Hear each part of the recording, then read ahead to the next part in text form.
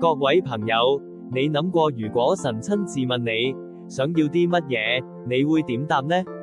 係咪會不假思索咁開口要求財富權力，定係長生不老？抑或你會有一個出乎意料嘅答案？聖經列王紀上3章記載咗，年輕嘅所羅門王喺上任國君之際，神喺夢中向佢顯現，問佢想要乜嘢。佢嘅選擇震驚咗所有人，佢冇求富貴榮華，反而謙卑咁求智慧，求你賜我智慧，可以判斷你的民。列王紀上3章9節，呢個禱告徹底改變咗佢嘅命運。神最喜悅嘅，從來都唔係我哋為自己求豐盛，而係我哋有一顆服侍他人、公義待民嘅智慧心。因為你將人嘅福祉放喺首位，神就將所有最好嘅嘢，包括財富同尊榮，都加俾你。